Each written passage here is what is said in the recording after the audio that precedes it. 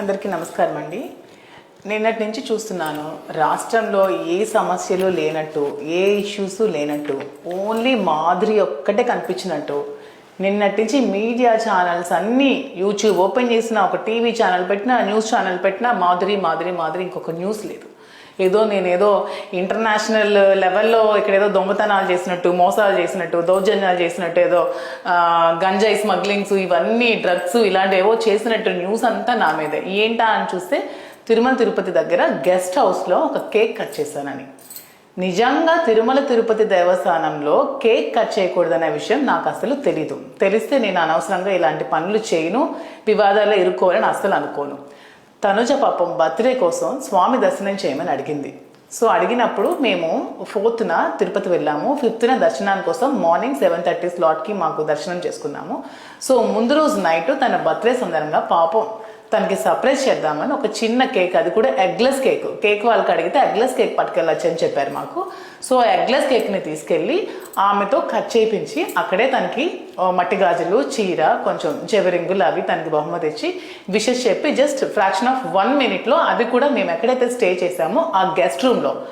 పాపం తనకి ఈ విషయంతో అసలు ఏ సంబంధం కూడా లేదు. పాపం ఆమె తనుజ దర్శనం కోసం వచ్చింది, తనకి కేక్ కోసం అస్సలు తెలియదు. ఏదో సర్ప్రైజ్ చేద్దాము, బర్త్డే కదా, స్వామి సమక్షంలో బర్త్డే చేసుకోవాలని ఎవరు కోరుకోరు, అందరూ కోరుకుంటాం కదా.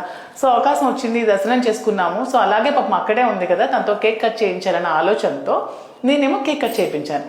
దానికి ఆమెకి ఎందుకు సంబంధం? పాప ఆమెను ఎందుకు ఇందులో లాగుతున్నారు? 2 days నుంచి ఆమెని తగ్గ కామెంట్స్ చేస్తూ, ట్రోల్ చేస్తూ కేసులు పెట్టాలి. ఆమెకేం సంబంధం? ఒకవేళ కేక్ కట్ చేయడం తప్పైతే దానికి బాధ్యురాలి నేను. ఎందుకంటే ఆ కేక్ని తీసుకెళ్ళింది నేను, ఆ కేక్ని కట్ చేయించింది నేను. తనకి ఏ సంబంధం లేదు కదా. రాజకీయ కుట్రలో బలి చేయాలంటే మమ్మల్ని బలి చేయండి. ఆ పిల్ల ఏం చేసింది? ఆమెను ఎందుకు ఆడుకుంటున్నారు? చిన్న పిల్ల, దానికి ఎందుకు అంత స్ట్రెస్కి గురి చేస్తున్నారు? నిజంగా ఏవైనా మీరు చేయాలనుకుంటే, మీరు ఏమైనా ట్రోల్స్ చేయాలన్నా, ఒక న్యూస్ ఐటమ్ చేయాలన్నా, ఏం చేయాలన్నా నామే చేయండి. అనవసరంగా తనుజాని కాంట్రవర్సీలోకి లాగద్దు. ఆమె పాపం దర్శనానికి మాత్రమే వచ్చింది, ఆమెకు దర్శనం చేయించాను. కేక్ పట్ల పాపం ఆమెకి ఏమీ తెలియదు.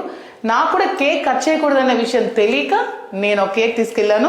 అది కూడా చూడండి, డేట్తో సహా, బిల్తో సహా అన్నీ ఉన్నాయి.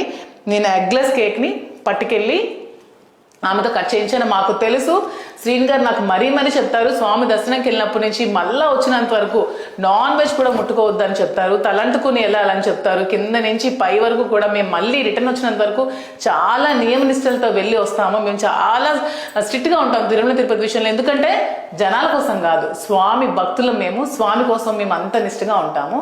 సో ఇవన్నీ తెలిసిన మేము తప్పులు ఎందుకు చేస్తాము?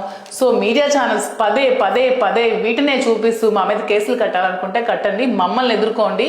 అనవసరంగా ఈ వివాదంలో తనూజాని లాగద్దు. తనూజాకి దీనికి పాపం ఏ సంబంధం లేదు, పాపం ఆమెకి ఏమీ తెలియదు. అనవసరంగా ఇలాంటి విషయాల్లో లాగద్దని నేనైతే కోరుకుంటున్నాను. Thank you.